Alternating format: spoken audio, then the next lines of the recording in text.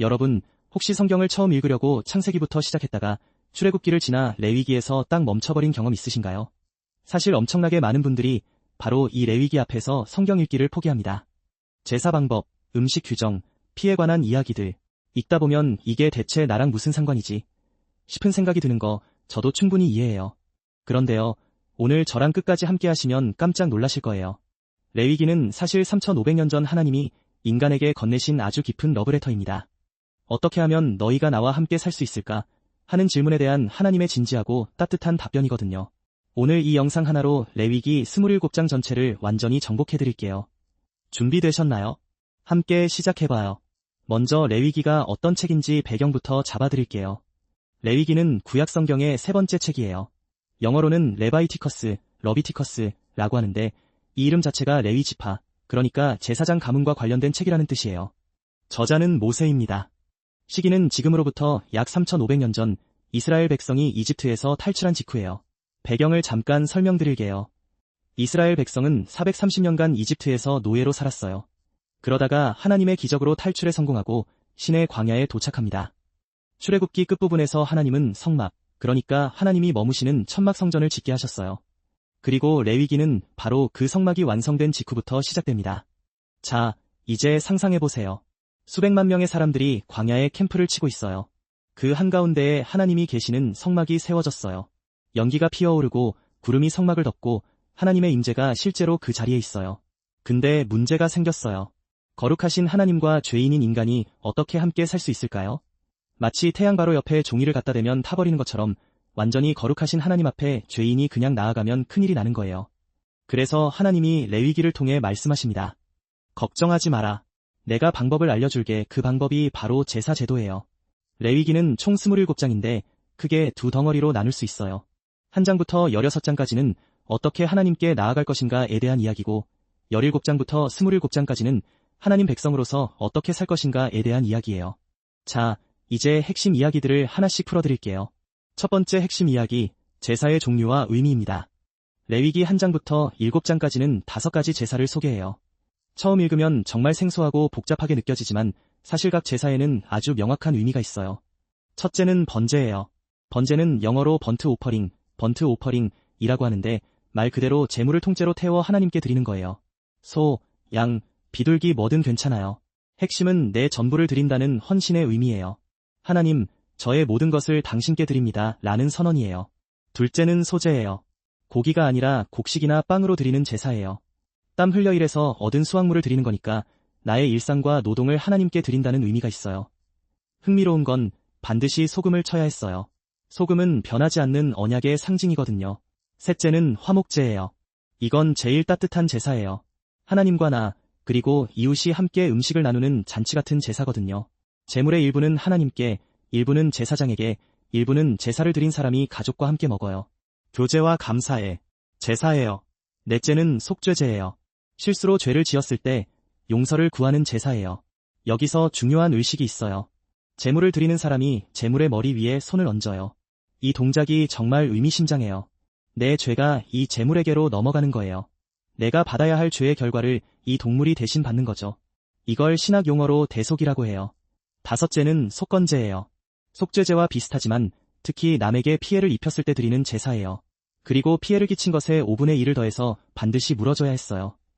하나님 앞에서 용서받는 것과 동시에 실제로 피해를 회복시켜야 한다는 거예요. 진정한 화해는 말뿐만 아니라 행동이 따라야 한다는 하나님의 원칙이에요. 이 5가지 제사를 보면서 저는 이런 생각이 들었어요. 하나님은 정말 우리 삶의 모든 영역을 다 생각하고 계셨다는 거예요.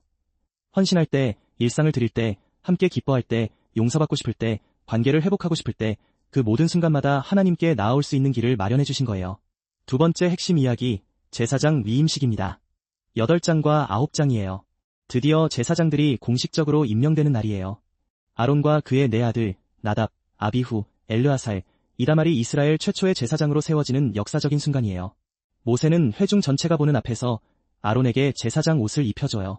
흉패, 에봇, 겉옷, 속옷, 두건, 각각의 옷에는 다 의미가 있었어요. 그 다음 아론의 머리에 기름을 부어요. 이게 바로 기름 부음을 받는다, 즉 성별된다는 뜻이에요. 완전히 하나님을 위해 구별된 사람으로 세워지는 거예요. 7일 동안 위임식이 계속돼요. 이 기간 동안 아론과 아들들은 성막문을 떠나지 못해요. 준비하고, 배우고, 훈련받는 시간이에요. 그리고 8일째 되는 날, 드디어 첫 공식 제사를 드려요. 아론이 손을 들어 백성을 축복하고, 그 순간 하나님의 영광이 온 백성에게 나타나요. 하늘에서 불이 내려와 제단 위에 제물을 사르는 거예요. 백성들이 그 광경을 보고 소리를 지르며 얼굴을 땅에 대고 엎드려요. 경이롭고 두렵고 감격스러운 그 순간, 상상이 되시나요? 아론이 어떤 심정이었을까 생각해봐요. 형 모세와 함께 이스라엘을 이집트에서 이끌어냈던 바로 그 아론이에요. 평생 동생 모세 옆에서 대변인 역할을 했던 사람이 이제 하나님과 백성 사이의 중보자로 세워지는 거예요. 얼마나 무겁고도 영광스러운 자리였을까요? 세 번째 핵심 이야기, 나답과 아비후 사건입니다. 10장이에요. 레위기에서 가장 충격적인 장면이 여기서 나와요. 아론의 큰아들 나답과 둘째 아들 아비후가 제사를 드리려고 향로에 불을 담아요. 그런데 하나님이 명하시지 않은 불, 즉 이상한 불을 담아서 하나님 앞에 드려요. 그 순간 하나님께로부터 불이 나와서 그들을 태워버려요. 두 형제는 즉사합니다. 이 장면을 처음 읽는 분들은 이게 너무한 거 아니야? 하고 느끼실 수 있어요. 저도 그랬거든요. 그런데 맥락을 알면 이해가 돼요. 방금 8장과 9장에서 얼마나 정성스럽게, 얼마나 자세하게 제사 방법을 가르쳐줬는지 기억하세요. 하나님의 집에 하나님이 정해주신 방식대로 나아와야 한다는 게 레위기 전체의 핵심인데 그 원칙을 첫날부터 첫 번째 제사장 가문에서 깨버린 거예요. 어떤 학자들은 나답과 아비후가 술에 취해 있었을 가능성이 있다고 봐요. 왜냐하면 바로 이 사건 직후 10장 9절에서 하나님이 갑자기 제사장들에게 성막에 들어갈 때 포도주를 마시지 말라고 명하거든요. 이걸 보면 그 사건과 연결이 되는 것 같아요. 아버지 아론의 심정은 어떠했을까요? 9절을 보면 아들 둘이 불에 타 죽는 그 자리에서도 아론은 침묵합니다. 모세가 이것이 하나님의 뜻이라고 말하자 아론은 아무 말도 못해요. 이 침묵 속에 얼마나 복잡한 감정이 있었을까요? 슬픔, 분노, 자책, 그리고 결국엔 하나님 앞에 무릎을 꿇는 순종. 부모로서는 상상조차 하기 싫은 장면이에요. 이 사건은 우리에게 묵직한 메시지를 남겨요. 하나님께 나아가는 것은 아무렇게나 해도 되는 일이 아니에요. 하나님은 거룩하시고 그 거룩하심을 존중해야 해요. 네 번째 핵심 이야기, 정결법과 음식법입니다. 11장부터 15장이에요.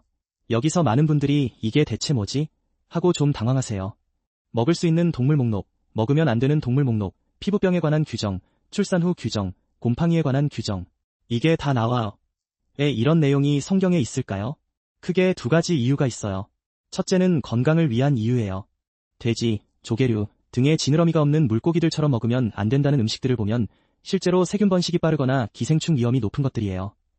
3500년 전 냉장고도 없고 이생 개념도 부족한 광야 생활에서 이런 규정들은 생존과 직결됐을 거예요. 둘째는 구별의 이유예요. 하나님은 이스라엘 백성이 주변 민족들과 다르게 살기를 원하셨어요. 먹는 것부터 달랐어요. 이 음식 규정들은 단순한 건강 규정이 아니라 너희는 내 백성이니 달라야 한다. 는 정체성의 선언이기도 해요. 그리고 정결과 부정결의 구분, 이건 단순히 위생 개념이 아니에요. 이 부분에서 이스라엘 백성들이 배운 건 이거예요. 삶에는 성스러운 것과 그렇지 않은 것의 구분이 있다. 죽음과 관련된 것, 병과 관련된 것은 부정결하다. 그리고 부정결한 상태에서는 하나님 앞에 나아갈 수 없다. 그러니 정결하게 되는 과정, 즉 씻고 기다리고 회복하는 과정이 필요하다. 이게 레위기에서 자꾸 반복되는 패턴이에요. 부정하다, 따로 있어라, 씻어라, 기다려라, 이제 정결하다. 하나님께 나아올 수 있다.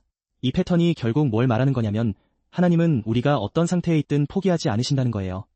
다시 돌아올 수 있는 방법을 언제나 열어두신 거죠. 다섯 번째 핵심 이야기, 대속죄일입니다. 16장이에요. 이게 레위기의 클라이맥스예요. 히브리어로 욤키푸르, 얌키퍼라고 불리는 이날은 이스라엘 최고의 거룩한 날이에요.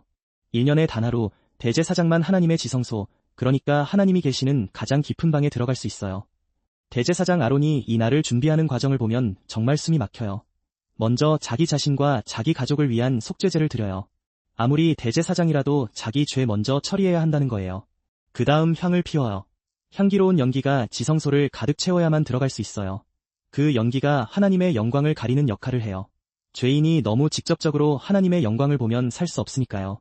그리고 순념소 2마리를 가져와요. 여기서 정말 드라마틱한 장면이 나와요. 제비를 뽑아서 한 마리는 하나님을 위한 제물로 드리고 다른 한 마리는 살려둬요. 아론이 살려둔 염소의 머리에 두 손을 얹고 이스라엘 백성 모두의 죄를 고백해요. 이 백성이 이런 죄를 지었고 저런 죄를 지었고 그리고 그 염소를 광야로 보내요. 영어로 이 염소를 스케이프고트, 스케프고트라고 해요. 우리말로 희생양이에요. 이 단어가 여기서 나온 거예요. 한 마리는 죽어서 피를 흘리고 다른 한 마리는 죄를 짊어지고 멀리 떠나요. 이 두 마리 염소가 함께 하나의 속죄를 완성해요. 죄는 피의 값을 요구하고 동시에 죄는 우리에게서 멀리 제거되어야 해요. 이 대속죄일 의식을 묵상하다 보면 수백 년 후에 오실 예수님의 모습이 겹쳐 보여요. 십자가에서 피를 흘리시고 우리의 모든 죄를 짊어지고 완전히 처리하신 분. 레위기는 그분이 오시기 전에 그 그림자를 미리 보여주는 예고편이기도 한 거예요. 여섯 번째 핵심 이야기, 거룩한 삶의 법칙입니다. 17곡장부터 22장까지예요. 이 부분을 성경학자들은 성결법전이라고 불러요. 여기서 하나님이 반복하시는 말씀이 있어요. 너희는 거룩하라. 나 여호와 너희 하나님이 거룩하기 때문이다. 이 말씀이 레위기 19장에 특히 집중돼 있는데 읽어보면 깜짝 놀랄 거예요. 부모를 공경하라, 우상을 섬기지 말라, 이건 당연히 알고 있죠? 그런데 이런 것들도 나와요.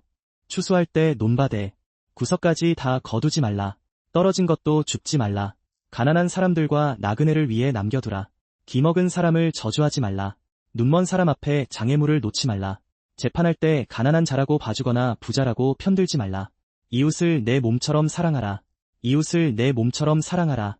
이 말씀이 바로 레위기 19장 18절에 나와요. 예수님이 율법 전체를 요약하셨을 때 인용하신 바로 그 말씀이에요. 구약성경, 레위기 한복판에 이미 있었던 거예요. 거룩함이란 단순히 의식적인 정결, 종교적 의식을 잘 지키는 게 아니에요. 가난한 이웃을 배려하고 약자를 보호하고 공정하게 살고 사람을 사랑하는 것, 그게 바로 거룩한 삶이에요.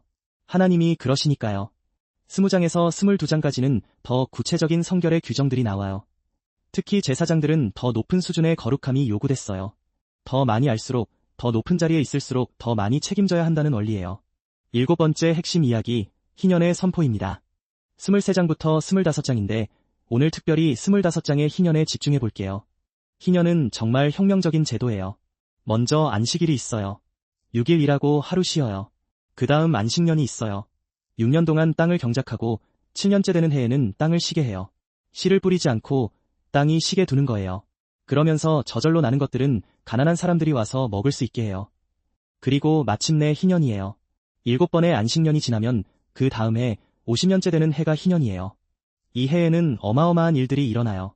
첫째, 팔렸던 땅이 원래 주인에게 돌아가요. 이스라엘에서 땅은 영구히 팔 수 없어요. 기껏해야 희년까지 빌려주는 거예요. 왜냐하면 땅의 진짜 주인은 하나님이시기 때문이에요. 둘째, 빚 때문에 종이 된 사람들이 자유를 얻어요. 가난해서 자신을 팔아 종이 된 이스라엘 사람들이 희년에 해방돼요. 셋째, 각 사람이 자기 조상의 땅으로 돌아가요. 이게 얼마나 혁명적인 제도인지 아세요? 50년마다 경제적 불평등이 리세트 되는 거예요. 부자가 가난한 사람의 땅을 계속 사들여서 더 부자가 되는 구조가 원천적으로 차단돼요. 아무리 열심히 일해도 계속 가난해지는 악순환에서 빠져나올 기회가 주어지는 거예요. 희년을 선포할 때는 뿔나파를 불어요. 그 소리가 온 땅에 울려 퍼지면 모든 종이 해방되고 땅이 원 주인에게 돌아오고 새로운 시작이 시작되는 거예요. 이 희년의 정신, 해방과 회복과 새 출발, 이게 성경 전체를 흐르는 하나님의 마음이에요. 23장에는 이스라엘의 절기들도 정해져 있어요. 유월절, 오순절, 나팔절, 대속죄일, 장막절 등 1년의 리듬을 하나님과 함께 살아가는 절기로 채워요.